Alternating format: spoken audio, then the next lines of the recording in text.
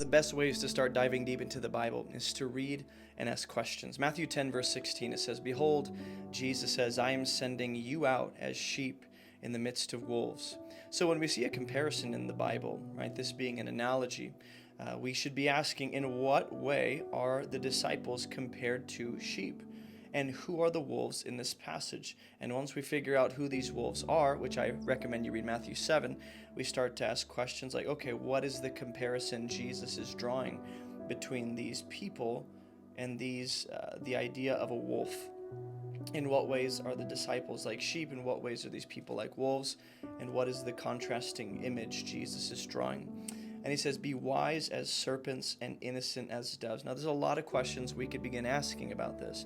First of all, just to bring it back to the whole sending idea, Jesus is intentionally and strategically sending his disciples out into the cities and towns and villages of Israel. And he knows that he's sending them out as sheep in the midst of wolves. We might want to ask why. Doesn't that put the disciples at what seems to be a disadvantage?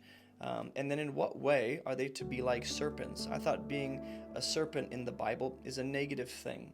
I thought snakes are usually used to represent evil and that which is sinister. Kind of like in Genesis 3, the serpent is cunning and shrewd. So why is the wisdom of the disciples compared to that of a serpent? And I would just like to suggest that it's not a negative thing, but rather a very strategic, calculated, thoughtful, and careful kind of way of life where the disciples are being sent out and they're navigating these evils, these persecutions that come at the hands of these wolves. And he says, "Be innocent as doves." So we already have three specific animals that the disciples are compared to, right?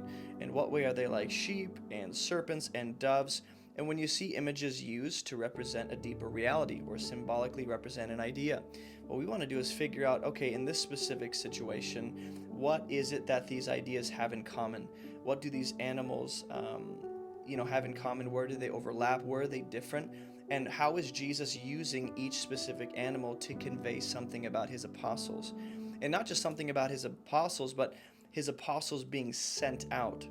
And he says, "Beware of men, for they will deliver you over to courts and flog you in their synagogues." That does not sound like a cheery, bright future. So we know that these wolves are actually people that are going to harm or seek to harm the apostles when they're sent out by Jesus.